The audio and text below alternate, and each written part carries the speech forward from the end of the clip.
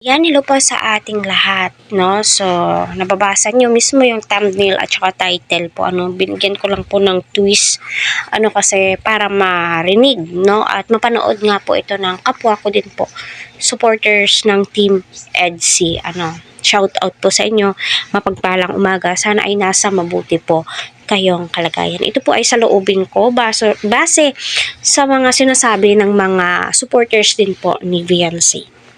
Paano maging million views part 21 kung may nag-a-upload na po sa Facebook Reels nila ng mga maikling video clip sa part 21. Wag naman po, hayaan po natin magkaroon ito ng views na pumapatak na 400,000 within ay mamaya. At saka wala pa pong 24 hours. Sumunod po tayo.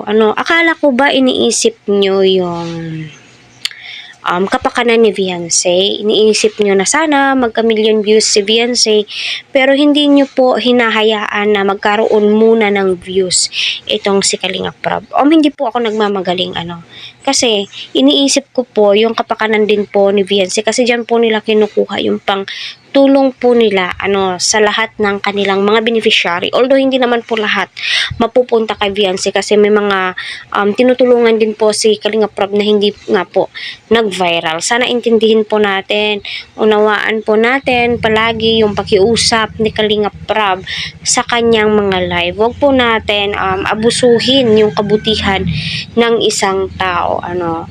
Napakabuti nga po ni Kalinga Prab, my God.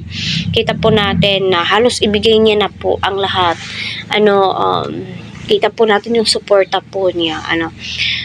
Kaya please lang, sa kapwa kong reactor dyan, hintayin po natin na magkaroon po ng views ang EDSI part 21. Part 21 po, kasi grabe, nakakakilig, kahit na walang hawakan, holding hands, na hindi po mahawak si Edu kay Beyonce, my God, kikiligin ka po talaga 100%, grabe po yung saya na ibinibigay po nila, kaya, mamaya 8 p.m., 8 p.m., magto 24 hours na po, pwede naman po sigurong mag-upload na with clips. Pero sa ngayon, wala pa pong 24 hours.